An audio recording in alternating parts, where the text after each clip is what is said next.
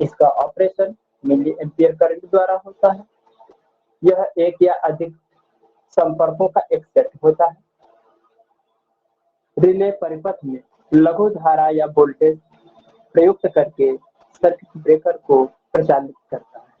ठीक है, अब आगे चलते हैं। इन्हें बक्से में बंद करके रखा जाता है जिससे धूल गंदगी से सुरक्षित रखा जा सके। बॉक्स में बंद करके रखा जाता है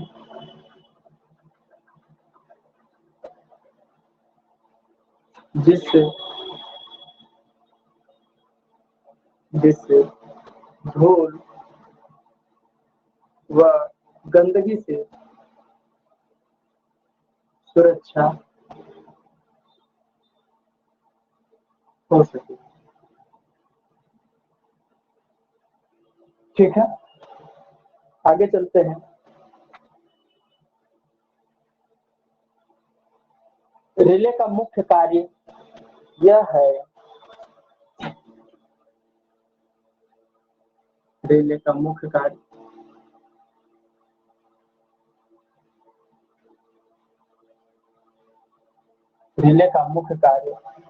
शक्तिशाली या फिर कह सकते हैं शक्ति परिपथ में उत्पन्न दोष, शक्ति परिपथ में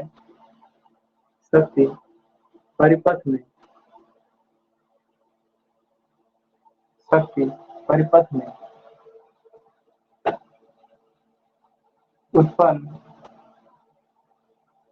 दोष युक्त भागों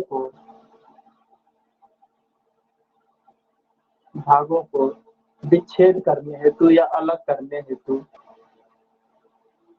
विच्छेद या पृथक करने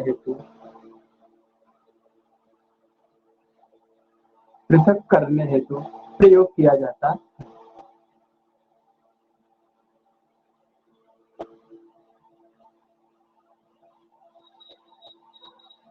तो आपने यहाँ पर यह देखा कि सर्किट ब्रेकर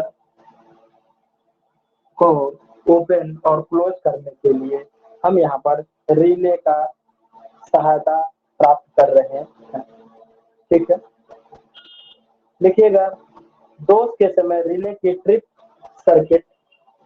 कॉइल सर्किट को ऑपरेट करके पूर्ण की जाती है। रिले की ट्रिप कॉइल सर्किट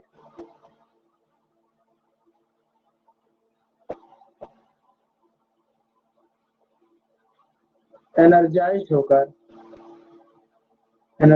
होकर सर्किट ब्रेकर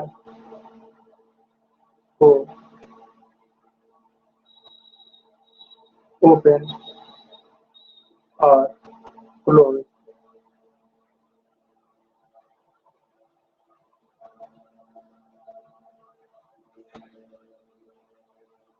ऑपरेशन को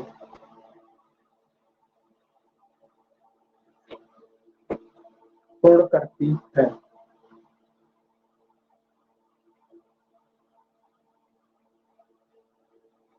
ठीक है,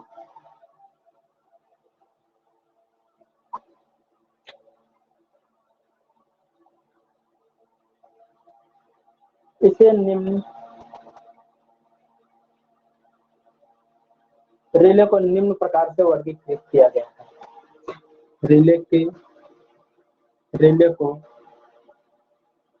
कार्य एवं रचना के आधार पर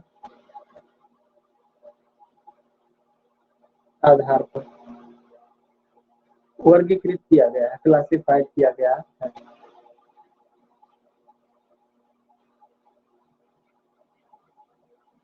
तो ये देखते हैं रिले कितने टाइप के हैं।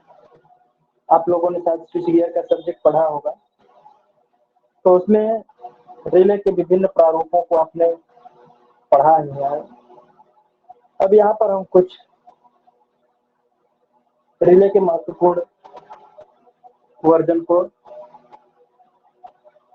पर चर्चा करने जा रहे हैं। पहला है इलेक्ट्रोमैग्नेटिक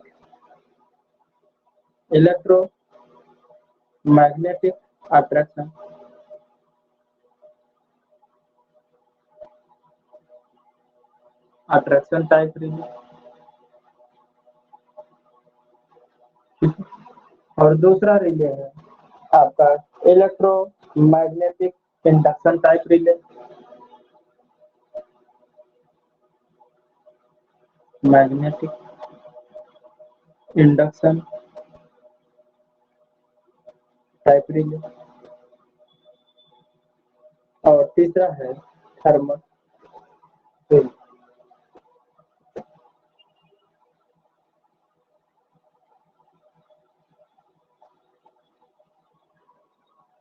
ठीक है, तो ऊपर वाला जो है विद्युत चुंबकीय आकर्षण टाइप रिले हो गया, अट्रैक्शन टाइप रिले। और विद्युत चुंबकीय प्रेरण टाइप रिले यानी इंडक्शन टाइप रिले। और तीसरा है तापीय रिले जिसको हमने कहा थर्मल।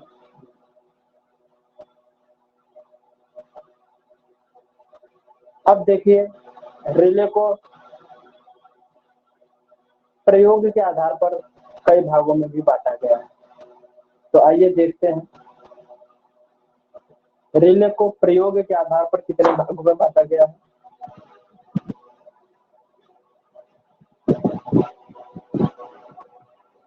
चलिए इसको रफ करते हैं और अब देखते हैं कि रिले को यूज के अनुसार कितने भागों में बांटा गया है।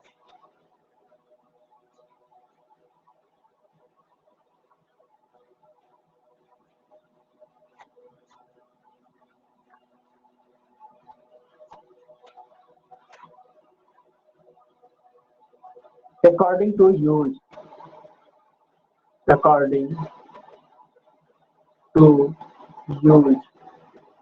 यानी उपयोगिता के आधार पर इसको कितने भागों में बांटा गया है। तो देखिए low voltage, low current and low power relay. Low current, low voltage and low power relay यानी कि निम्न धारा, वोल्टता एवं पावर के लिए रिले को वर्गीकृत किया गया। एक होता है high voltage, high current and high power relay. High voltage, high current,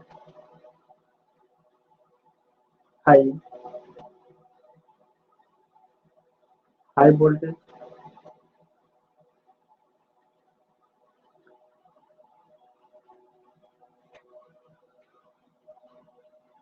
and high power relay.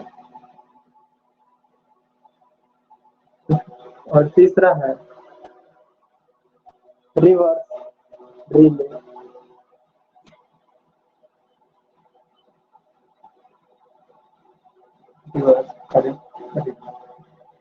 और चौथा है डिस्टेंस रिले। जैसा कि आप सभी के बारे में परिचित हैं। अब नेक्स्ट है ऑपरेशन के अनुसार रिले। अकॉर्डिंग टू ऑपरेशन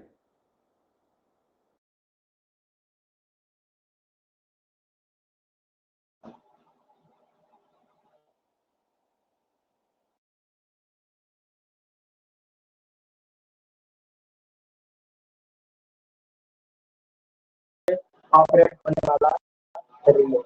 तो आइए क्षणिक समय में ऑपरेट होने वाले रिले कौन कौन से टाइप के हैं। तो आइए, एक होता है इंस्टेंटेनियस रिले। इंस्टेंटेनियस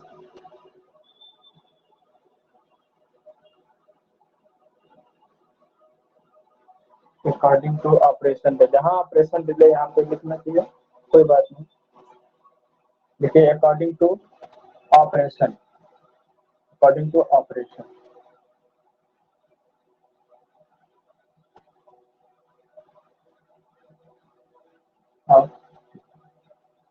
ठीक है। रिले के ऑपरेशन के अनुसार तो पहला हो गया इंस्टेंटेनियस और दूसरा आपका यहाँ पे हो जाएगा fix time lag relay. Fix time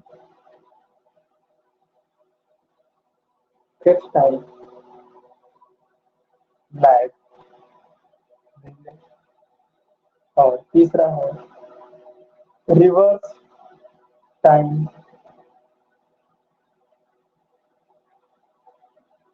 lag relay. Reverse time lag relay और नेक्स्ट है reverse fixed minimum. Reverse fixed minimum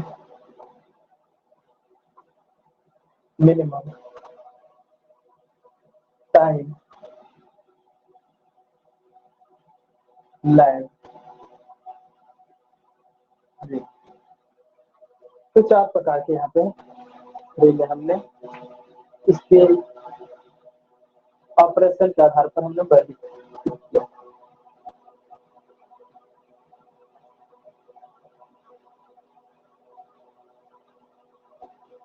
अब देखिए किसी भी रिले को संतोषजनक यानी सेटिस्फैक्टरी, तो संतोषजनक जो है कार्य करने के लिए कौन कौन सी चीजें बेहद महत्वपूर्ण होती है। तो रिले को संतोषजनक यानी कि प्रॉपर वर्क करने के लिए 3 चीजों की बेहद आवश्यकता होती है। पहली बात कि रिले की सेलेक्टिविटी और सेंसिटिविटी एंड स्पीड। जैसा कि कोई भी डिवाइस है तो वो हमारा कितनी शीघ्रता से ऑपरेशन कर रहा है, उसकी गति क्या है और उसका सिलेक्शन किस आधार पर किया गया है। तो आइए देखते हैं सेलेक्टिविटी। रिले के चयन पर रिले के सिलेक्शन, रिले का सिलेक्शन निम्न बातों के आधार पर किया जाना चाहिए। रिले का सिलेक्शन निम्न बातों पर निर्भर करता है।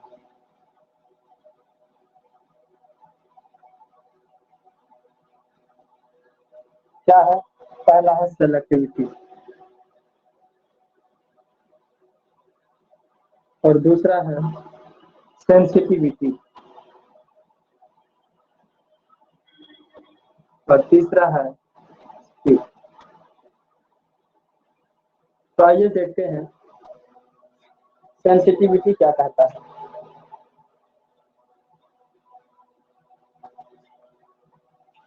किसी भी परिपथ में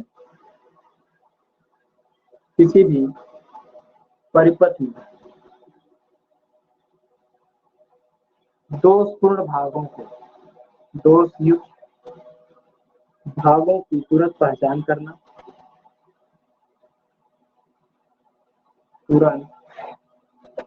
करना या खोज करना तथा उसे दोष दोषयुक्त परिपथ से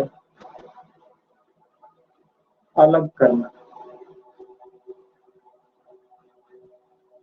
यानी कि रिले की ऐसी क्वालिटी होनी चाहिए या ऐसी गुणवत्ता होनी चाहिए वो दोषपूर्ण भाग को खोज कर सके और महसूस करने के बाद उसे तुरंत ओपन करके दोषी परिपथ से अलग कर देना चाहिए।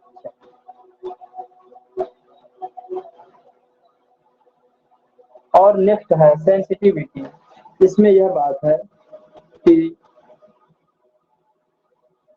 दोष कम मिनिमम करंट पर उत्पन्न हुए दोष पर भी क्या होना चाहिए, सर्किट ब्रेकर को शीघ्रता से ओपन कराने के लिए रिले ऑपरेट हो जाना चाहिए। तो लिखिएगा यहाँ पे रिले लघु दोष पर भी रिले लघु दोष पर भी तुरंत ऑपरेट हो जानी चाहिए, तुरंत ऑपरेट हो जानी चाहिए। ठीक है, और स्पीड की बात करते हैं तो स्पीड का मतलब ये है कि रिले सिस्टम में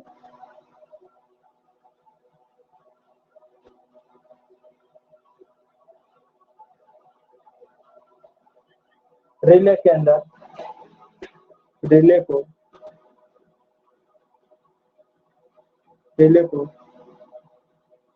सुरक्षा की दृष्टि से इस्तेमाल किया जाता है, सुरक्षा प्रणाली के रूप में सुरक्षा प्रणाली के रूप में यूज किया जाता है।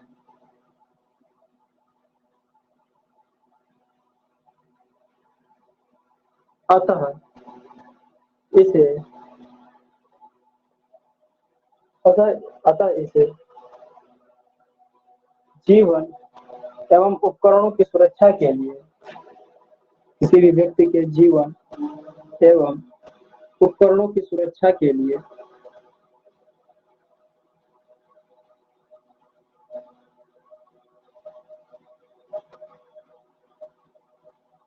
उपकरणों की सुरक्षा के लिए तुरंत चालू होकर के या ऑपरेट होकर के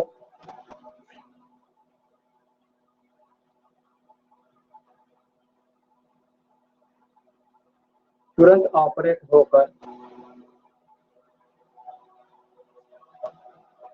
शीघ्रता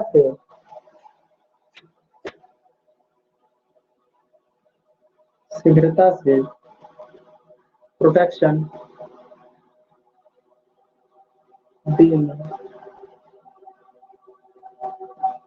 में समर्थ होना चाहिए, कैपेबल होना चाहिए,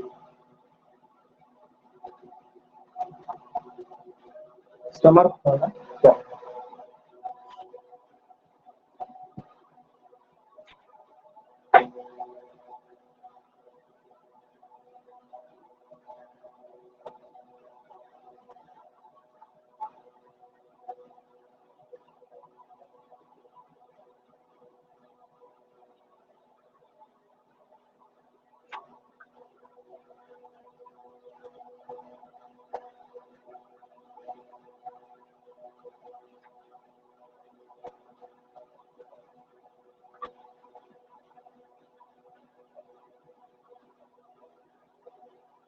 अब आगे चलते हैं, हो गया सभी लोगों का।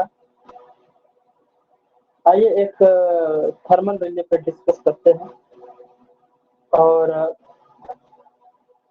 उसके टेस्टिंग, उसकी मरम्मत संबंधित चीजों को हम देखते हैं। हेडिंग डालिएगा थर्मल रिले।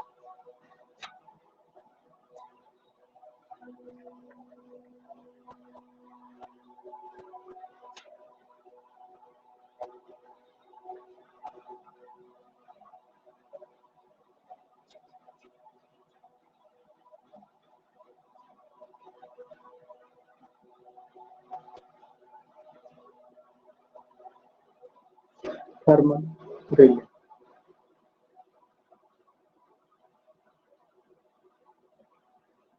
यानी इसको कहते हैं तापीय रिले।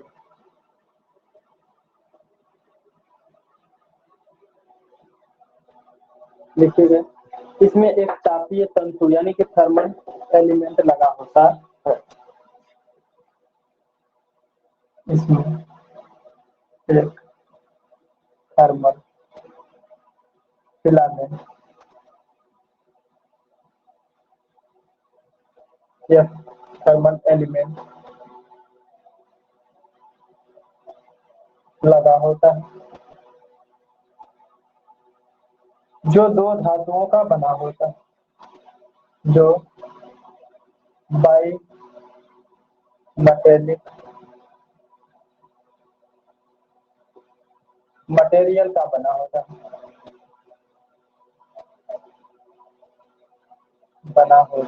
है।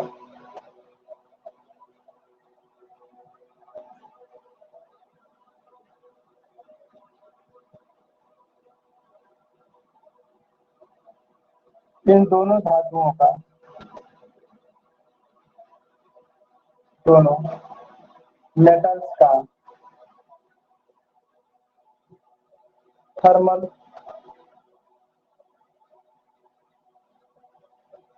मेटल का तापीय प्रसार गुणांक भिन्न भिन्न होता है।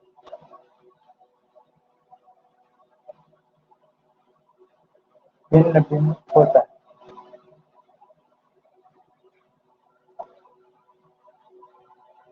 सुरक्षित उपकरण में जब धारा का मान शक्ति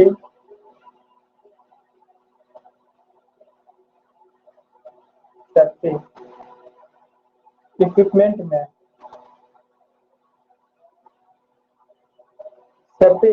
में जब धारा का मान बढ़ता है, धारा का मान बढ़ता है, तो रिले की चालन धारा का मान भी बढ़ेगा। तो रिले की ऑपरेटिंग करंट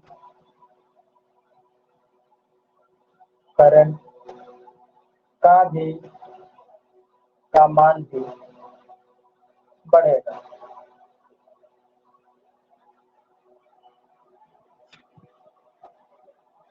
जिससे बायोमेट्रिक पत्ती मुड़ जाती है, जिससे बायोमेटालिक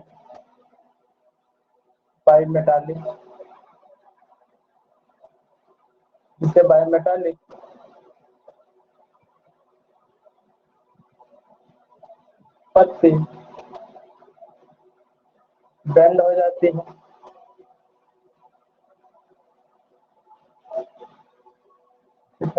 बायोमेटालिक पत्ती बेंड हो जाती है और लीवर टू स्वतंत्र हो जाता है, और लीवर सेकंड स्वतंत्र हो जाता है।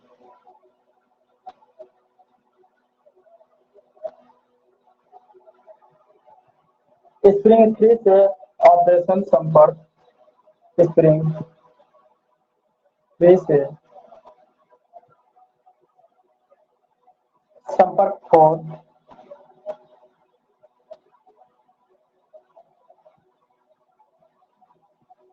ऑपरेट कॉन्टैक्ट भी ओपन हो जाता है,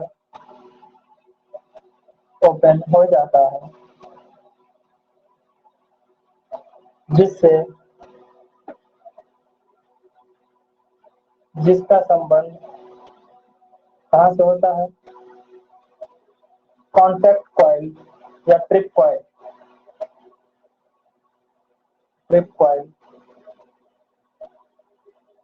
से होता है। ट्रिप कॉइल से होता है। इस प्रकार इक्विपमेंट सप्लाई से डिस्कनेक्ट हो जाता है।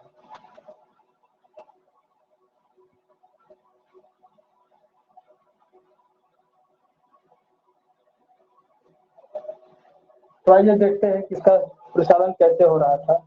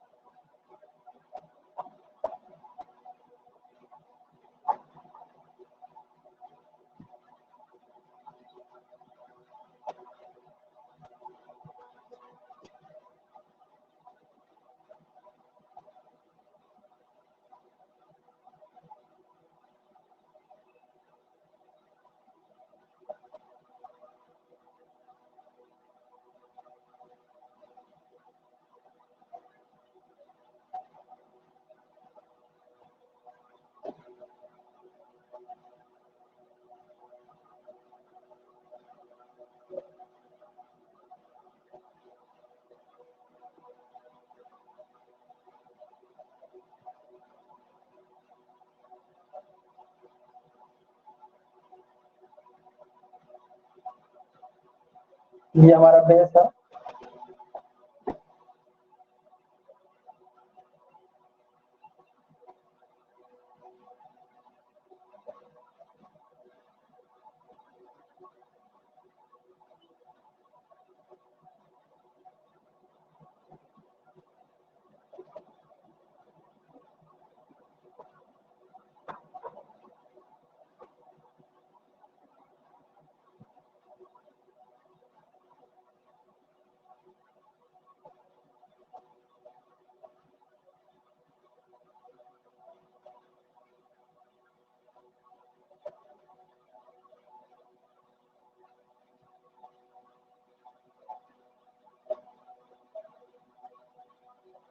ठीक है।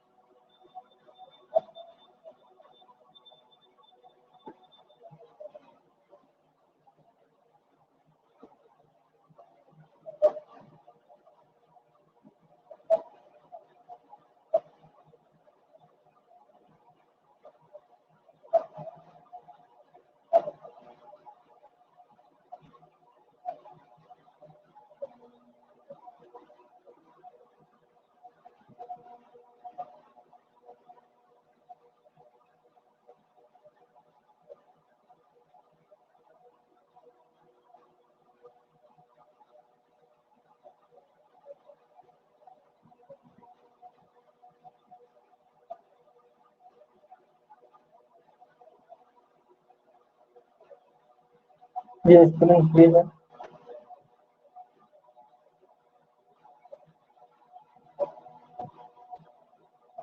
ये कॉन्टैक्ट 4। तो यहाँ क्या है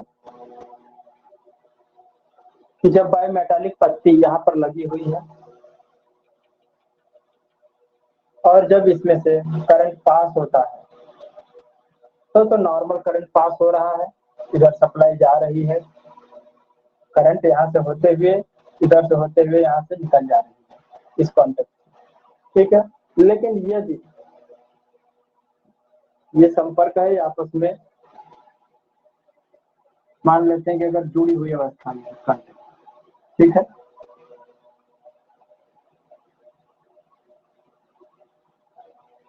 जब ये नॉर्मल करंट से ज्यादा करंट फ्लो होती है तब ये पत्ती क्या होती है, जो बायोमेटालिक पत्ती लगी हुई है डॉटेड से हमने शो किया है, ये क्या हो जाती है, बेंड हो जाती है।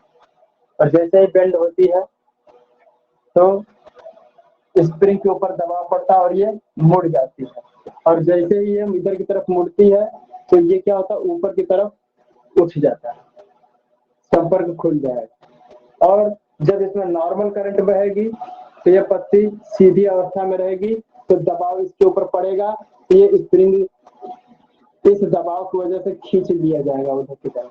जब उधर की तरफ खींचा जाएगा तो ये लीवर ढीला हो जाएगा और ये नीचे की तरफ संपर्क में है। ठीक है, संपर्क में है तो करंट जा रही है।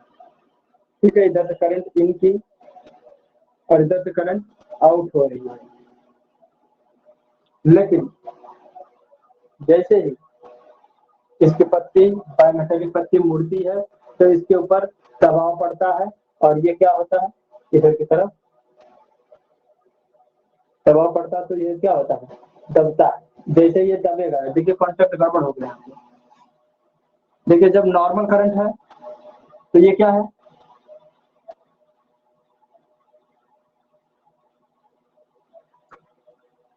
ये जाकर के इसके टच में आ जाएगा, ये इसके टच में आ जाएगा। ठीक है,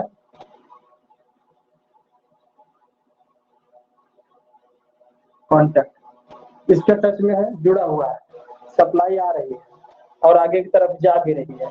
लेकिन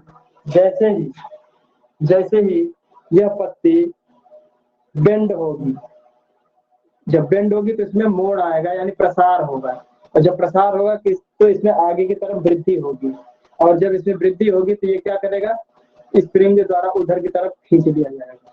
इधर स्प्रिंग ढीला हो जाएगा और उधर खींच लिया जाएगा, तो ये क्या हो जाएगा, लीवर के ऊपर दबाव जब पड़ेगा तो ये नीचे की तरफ चला जाएगा।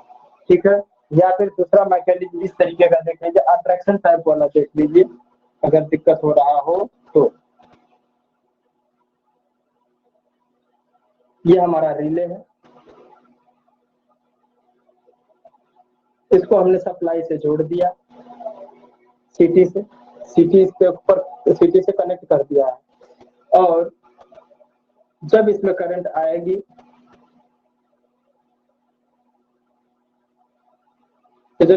आएगी तो जाहिर सी बात है कि यह मैग्नेटाइज होगी, लेकिन इसका मैग्नेटिज्म इस स्प्रिंग द्वारा लगाए गए बल की अपेक्षा क्या होगा, कम होगा।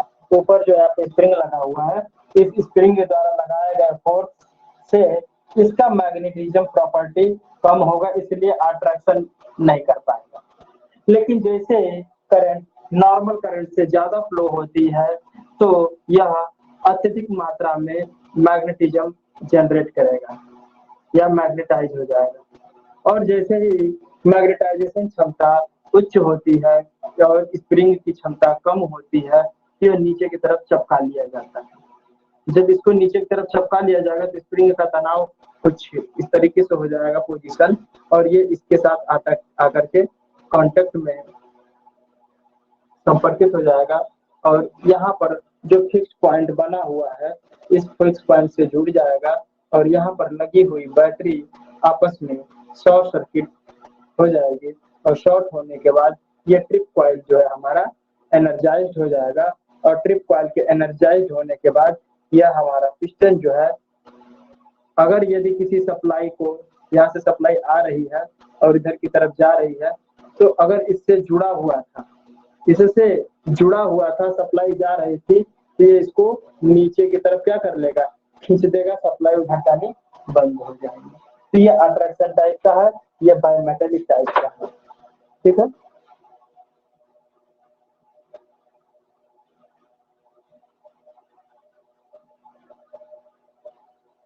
तो इसके द्वारा दोषी भाग को अलग कर लिया जाता है। अब आइए देखते हैं इसके आगे की तरफ रिले की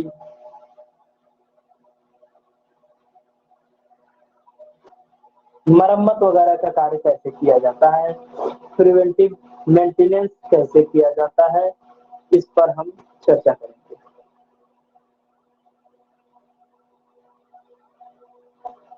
तो लिखिएगा, हेडिंग डालिए, preventive maintenance of relay. Preventive maintenance of relay.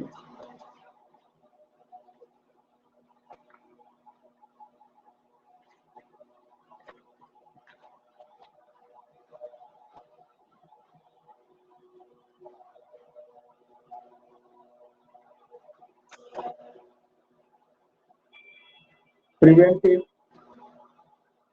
Maintenance of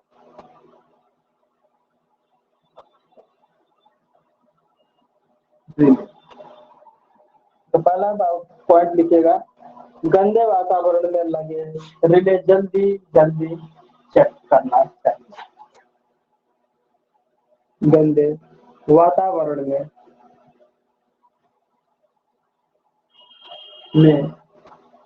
लगे रिले को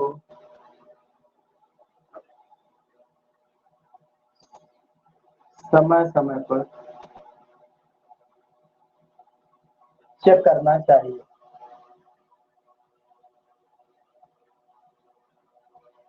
ठीक है, समय समय पर चेक करते रहना चाहिए। दूसरा पॉइंट, रिले के विद्युतरोधी भागों को 1000 वोल्ट लेगर द्वारा चेक करना चाहिए। रिले के इंसुलेटिंग पार्ट्स को 1000 वोल्ट लेगर द्वारा टेस्ट करना चाहिए।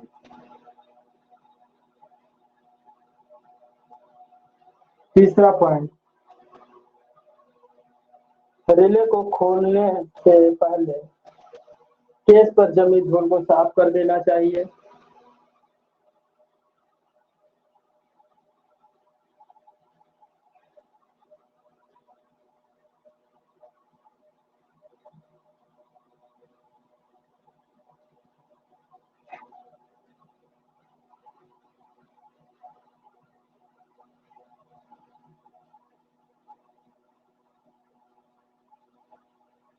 ठीक है।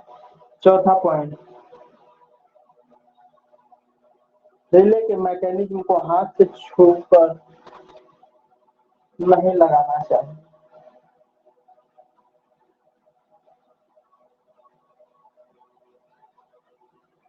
रिले स्थापित करते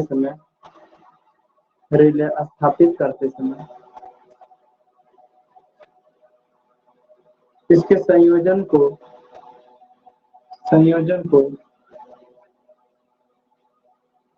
हाथ से नहीं छूना चाहिए, क्योंकि क्या होता है कि हाथ से छूने से इसके जो सेंसिटिव पार्ट्स होते हैं और टर्मिनल्स होते हैं, कॉन्टेक्ट्स होते हैं, वो जिस पोजीशन पे लगे होते हैं उसकी जो झुकाव एवं मोड़ होते हैं उसमें दोष आ जाता है।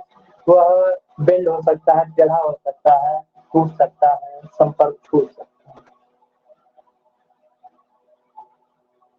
और रिले के 2 टर्मिनलों के बीच गैप में जमी हुई धूल को हाथ से छूकर नहीं साफ करना चाहिए।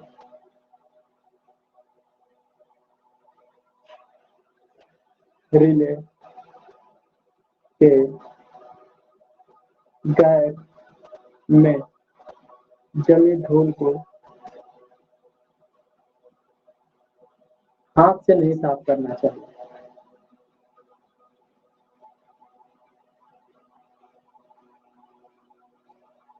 क्योंकि आप हाथ से छुएंगे तो इसके बीच में जो निर्धारित गैप है उसमें दोष आ सकता है।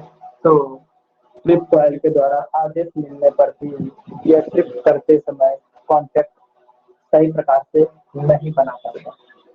ठीक है। नेक्स्ट पॉइंट, दोषयुक्त कमानी एवं बियरिंग को बदल देना चाहिए। दोषयुक्त कमानी एवं बियरिंग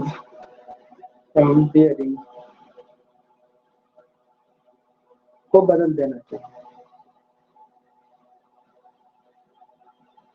बियरिंग कहने का तात्पर्य जिस हिस्से पर वह ऊपर नीचे या दाएं बाएं जिस पोजीशन में उसको सेट किया गया है इसके मूविंग करने में गति करते हैं तो उनमें दोष आए तो उसको बदल देना चाहिए।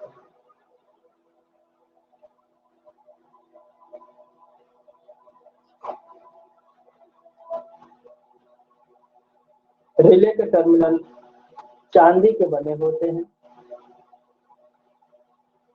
इन्हें रेती से रगड़ कर न साफ करें।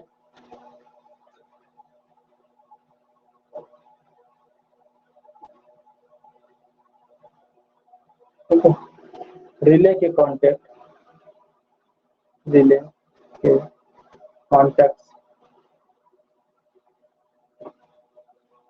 चांदी के बने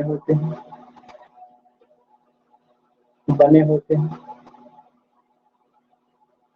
इन्हें रेती से रगड़ने की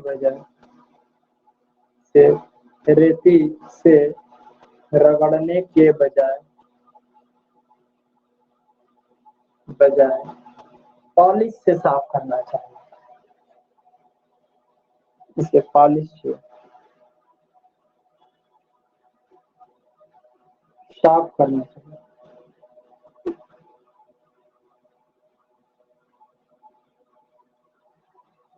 8वां पॉइंट,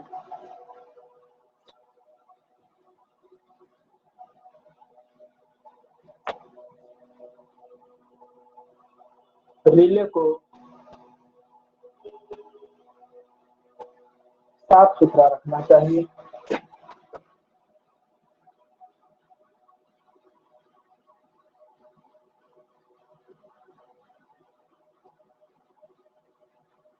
साफ रखना चाहिए।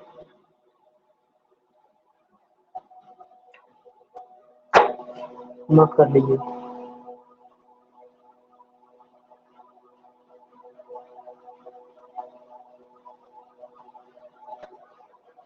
इलेक्ट्रोमैग्नेटिक रिले में कई प्रकार से दोष आ सकते हैं। आइए उन दोषों के बारे में चर्चा करते हैं। कोई दोष किस प्रकार के हो सकते हैं।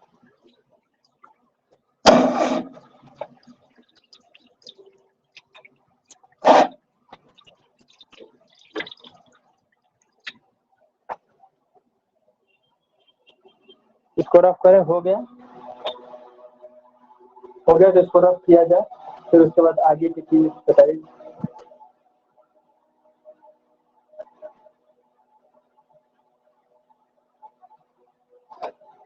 चलिए नोट करते हैं अगली बात। रिले का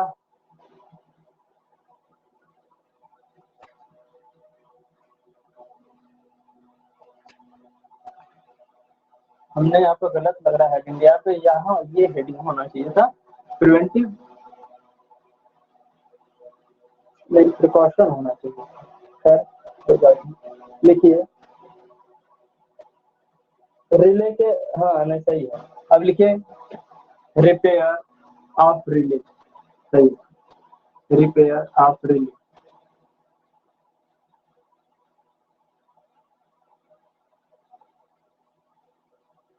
तो रिले का मरम्मत कैसे करते हैं, आइए मरम्मत के ऊपर चलते हैं।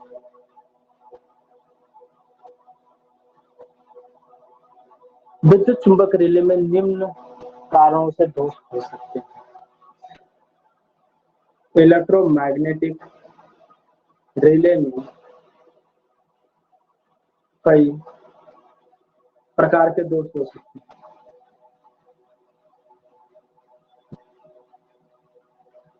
दोष उत्पन्न हो सकते हैं।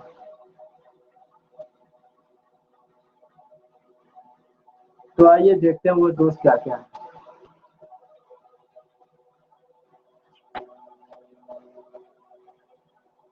यदि रिले पिकअप न करे तो इसके क्या कारण हो सकते हैं। यदि रिले पिकअप न करे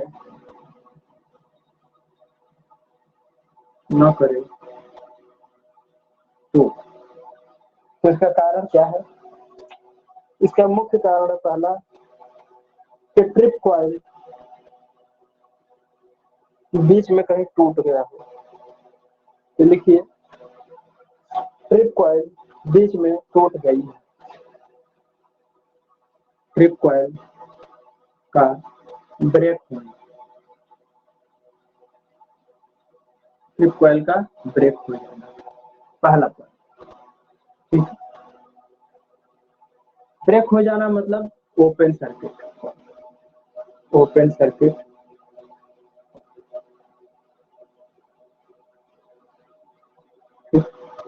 अब अगला पॉइंट है रिले के कॉइल के डेटा डिजाइन के अनुसार न किया जाए।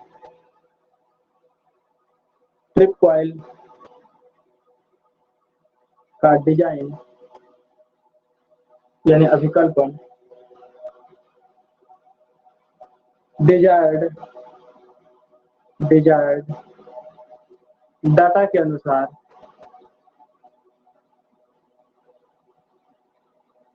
न हो कि कितने कैपेसिटी के लिए कितने एम्पियर के लिए इसका डिजाइन किया जा रहा है। अगर डिजाइन में कोई दोष आ गया या प्रॉपर डिजाइन न किया गया या मानक का पालन न किया गया। कोर और आर्मेचर के मध्य क्लियरेंस अधिक होना। कोर एंड आर्मेचर के बीच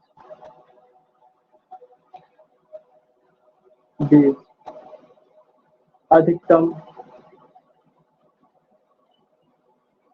दूरी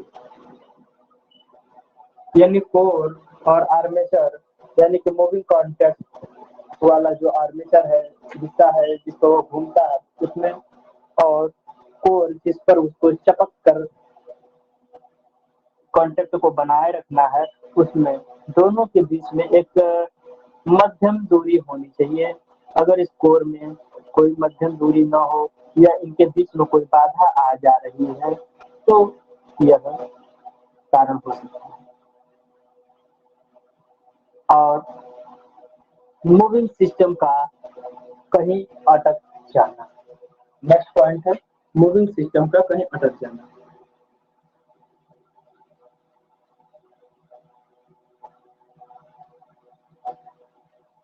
कहीं रुक जाना या अवरुद्ध हो जाना।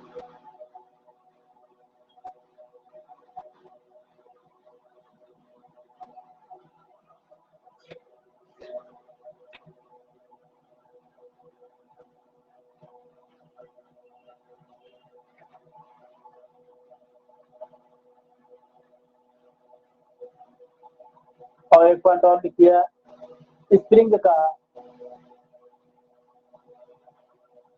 दबाव में दोष आना। स्प्रिंग के प्रेशर में दोष यानी स्प्रिंग का जितना प्रेशर होना चाहिए उससे या तो कम हो या उससे अधिक हो तो यह दोष उत्पन्न हो सकता है।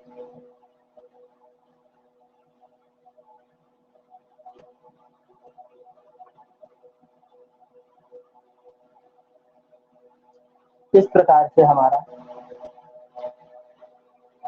7वां चैप्टर समाप्त होता है।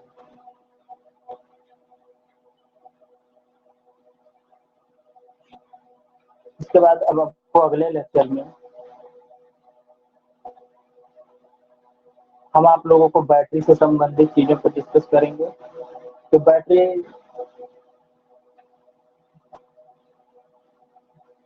क्या है, कितने प्रकार की होती है और उनमें उत्पन्न होने वाले दोष एवं उनकी मरम्मत संबंधित बातों को चर्चा करेंगे। या फिर चलते हैं कुछ पढ़ ही लेते हैं, इसमें भी कुछ पढ़ लेते हैं।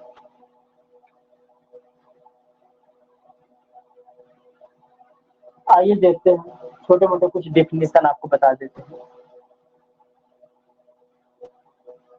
सेल क्या होता है, प्राइमरी सेल क्या होता है, सेकेंडरी सेल क्या होता है। चलिए बैटरी से शुरू करते हैं, चैप्टर नंबर 8।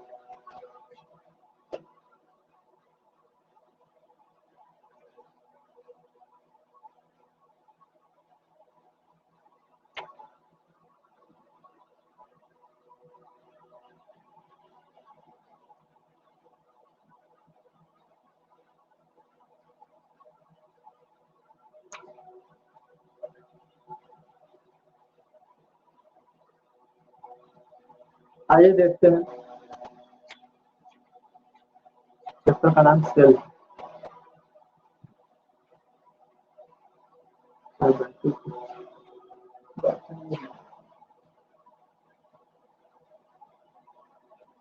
बैटरी भी है। चलिए देखते हैं सेल क्या है, सेल के बारे में पढ़ते हैं। सेल वह रासायनिक युक्ति अथवा स्रोत है। सेल वह रासायनिक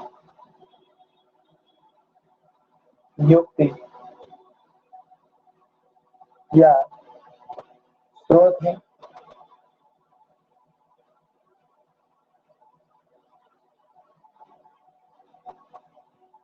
सेल वह रासायनिक युक्ति या स्रोत है जो रासायनिक ऊर्जा को विद्युत ऊर्जा में रूपांतरित करता है।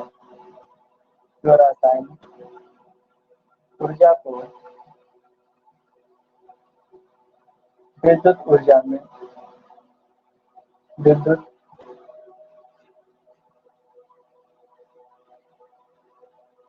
में रूपांतरित करता है।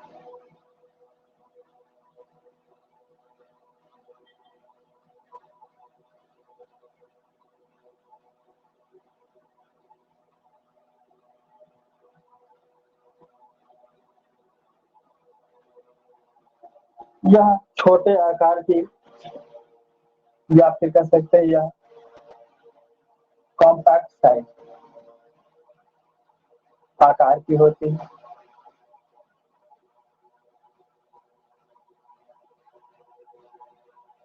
कम स्थान घेरने वाली, भार में हल्की। कम स्थान घेरने वाली,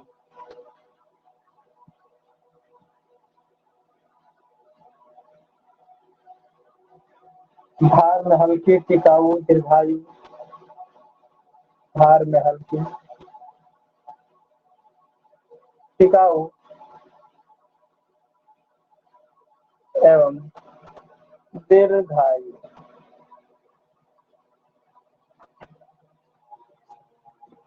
न्यूनतम आंतरिक प्रतिरोध, न्यूनतम इंटरनल रेजिस्टेंस,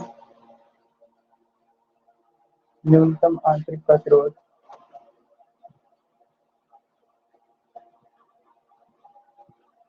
न्यूनतम आंतरिक वोल्टेज, न्यूनतम आंतरिक प्रतिरोध, वोल्टेज व हानियां तथा उच्च दक्षता, उच्च विद्युत वाहक बल, उच्च विद्युत वाहक बल,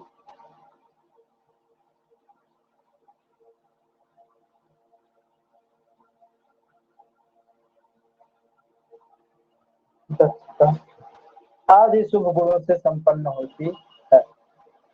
आदि शुभ गुणों से संपन्न होती है।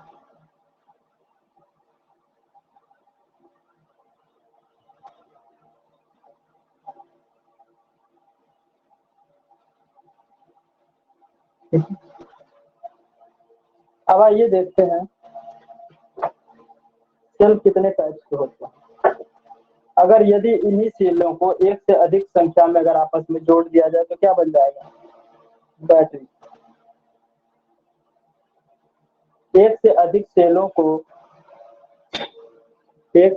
सेलों को कुछ निश्चित क्रम में, एक से अधिक सेल्स को एक निश्चित अनुक्रम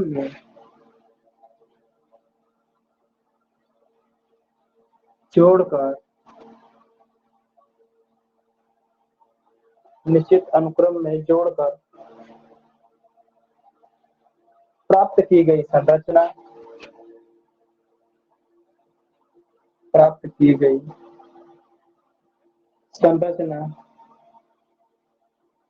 बैटरी कहलाती है।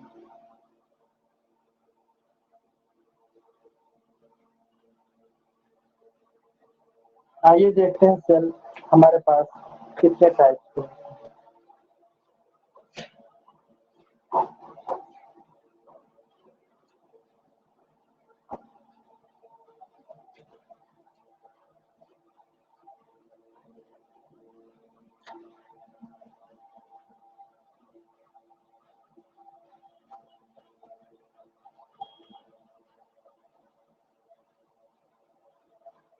एक होता है प्राइमरी सेल और दूसरा होता है सेकेंडरी सेल।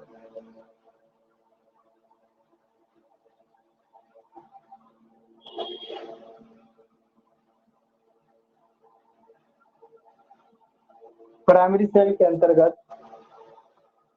एग्जाम्पल में देखिए,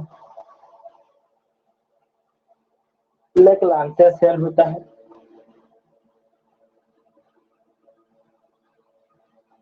ठीक है,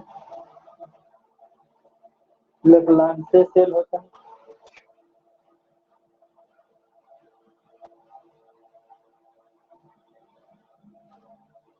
लेकलांस सेल।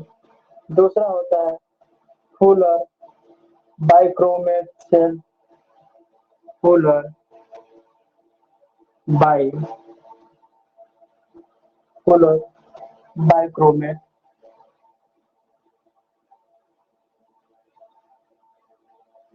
और तीसरा होता है एडिशन सेल। और चौथा होता है बुनसन cell.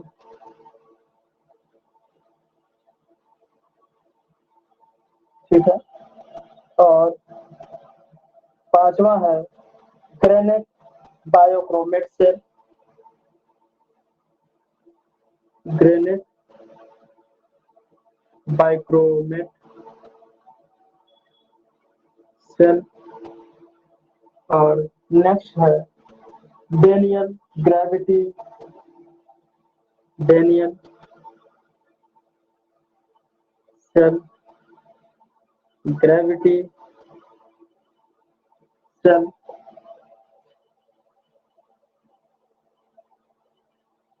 Mercury cell, all dry cell.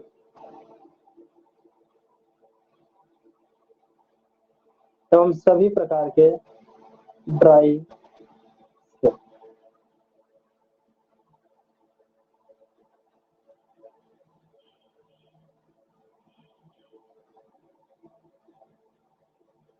ठीक है, तो इतने टाइप्स के हमारे पास सेल। सेकेंडरी सेल में एसिडिक स्टोरेज, एल्काइन storage. Acidic acidic cell, acidic storage cell.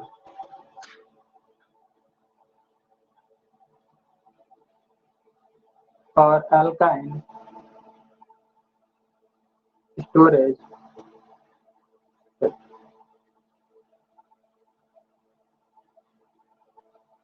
ठीक है।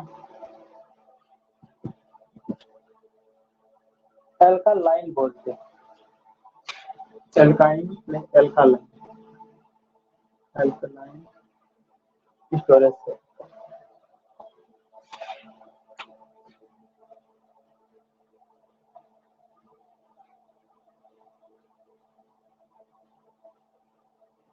एल्कलाइन सेल में आता है nickel,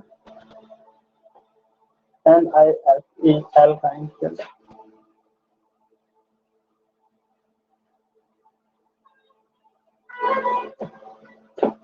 Fe, alkaline storage cell. और दूसरा होता है nickel cadmium, nickel cadmium,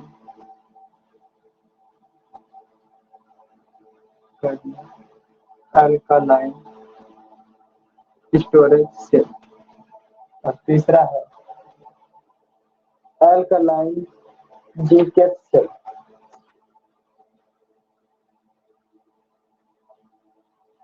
zincate. ठीक है। और एसिडिक स्टोरेज सेल का एक क्वेश्चन है CbH2SO4, CbH2SO4 एसिडिक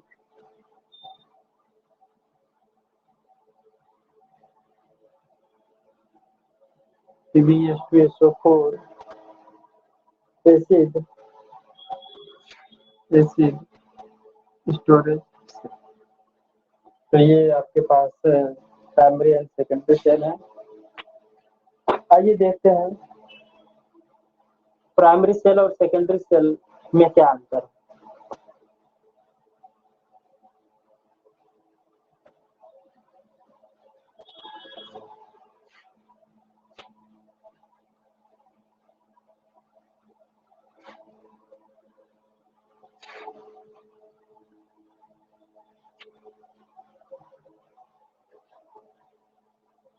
वह सेल जिसमें रासायनिक अभिक्रिया रिवर्सिबल नहीं होती, वह सेल जिसमें केमिकल रिएक्शन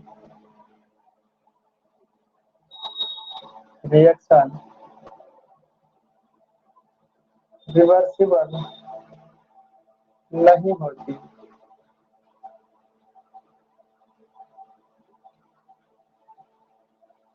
और या फिर कह सकते हैं दूसरे शब्दों में इन सेलों को पुनः आवेशित नहीं किया जा सकता, इन सेलों को पुनः आवेशित नहीं किया जा सकता।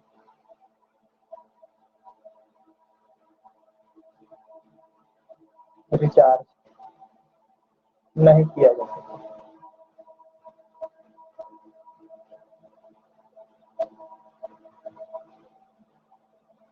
ठीक है, तो पॉइंट इसके दूसरा वह सेल जो रासायनिक अभिक्रिया रिवर्सिबल हो सकती है, वह सेल जिसमें केमिकल रिएक्शन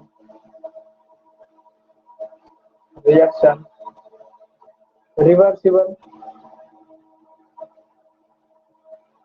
हो, अर्थात ऐसे सेल जिन्हें पुनः आवेशित किया जा सकता है, या ऐसे सेल जिसे पुनः रिचार्ज किया जा सकता है।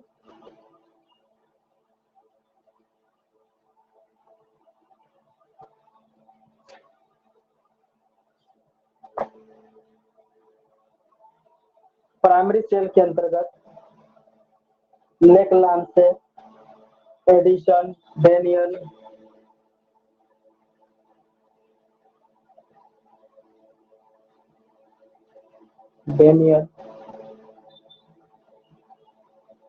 लेक्लांसे, डेनियल, एडिशन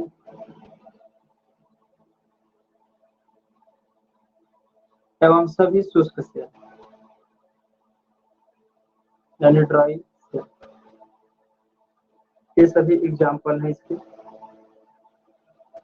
और सेकेंडरी सेल के जो एग्जाम्पल हैं उसमें संचायक सेल आते हैं, संचायक सेल। ठीक है।